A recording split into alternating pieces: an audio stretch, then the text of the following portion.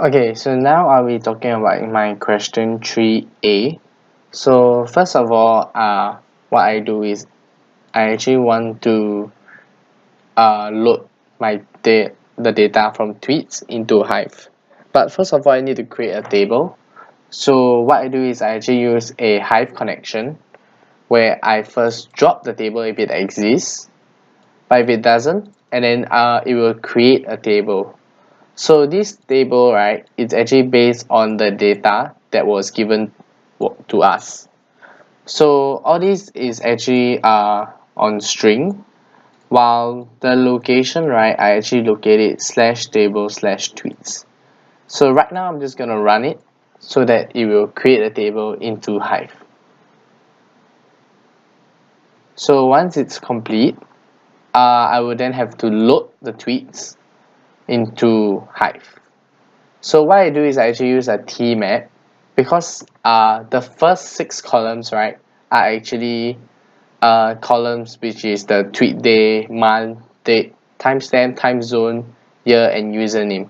But from column 7 all the way to column 31, those are actually the tweet messages, but because when we load it into Talent, it is actually split the message according to different columns. So what I do is I combine all column from column 7 all the way to column 31, and I put it together with the output here that you can see, and I name it as tweet message. So this will tell the system that okay, from column 7 to column 31, those are the tweet messages, so we just put them together as one.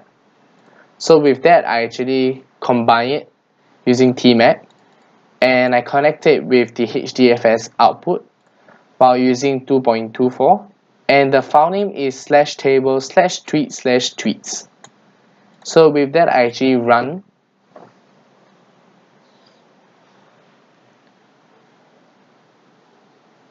So you can see that the rows are now loaded into HDFS. So right now I'm just gonna check if it's there. So /table/tweets/tweets. So right now the tweets are going on. These are the data that was given to us, and now I have placed it into Hive. So right now what I'm going to do is into HDFS. So right now I'm just going to load it into Hive. So with that, I actually use the file path /table/tweets/tweets with the table name, and I actually append on the existing file since I already ran it before during the test run.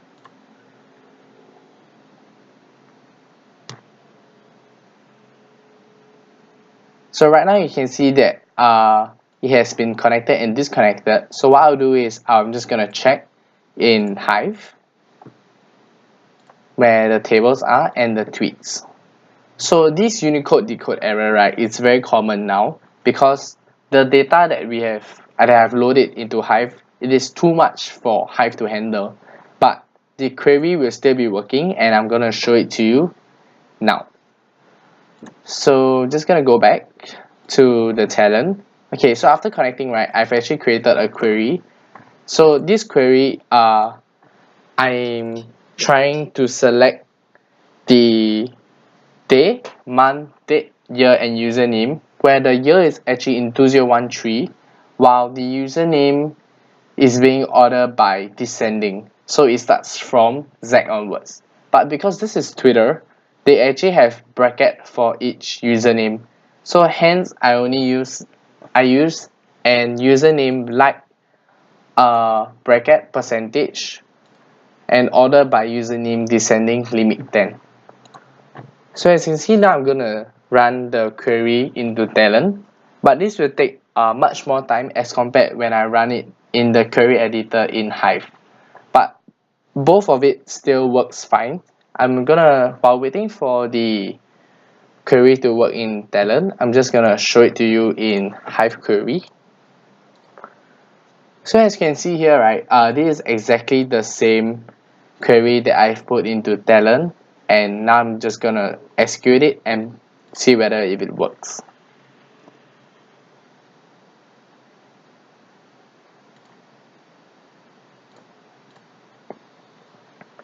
So because I already did it earlier, so now it's just closing the session and reopening it. So it's just going to take maybe about a minute or so while the query is being retrieved.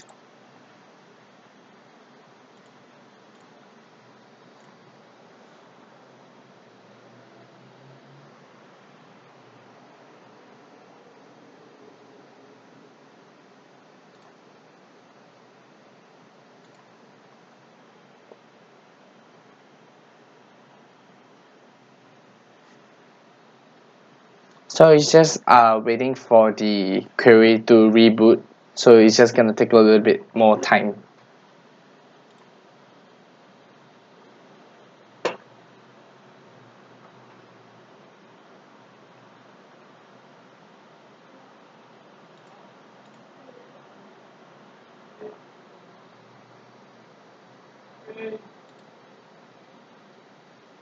Okay, so in the talent, right, it has already been done. So it took about 99 seconds.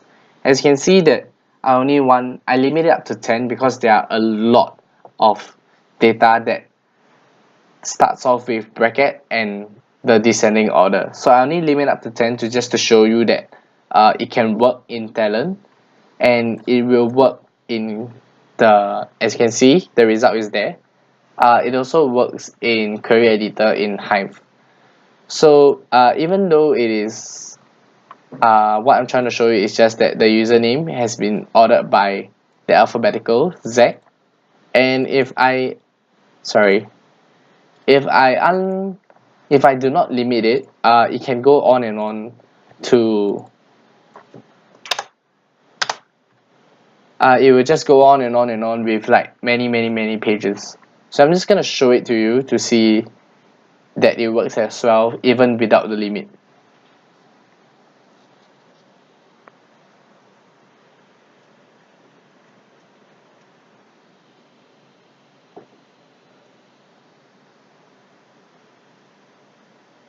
So because there are a lot of data, so now it's going to take but it's definitely faster than before because now that the session is really open and we are not going to close it to reopen it again.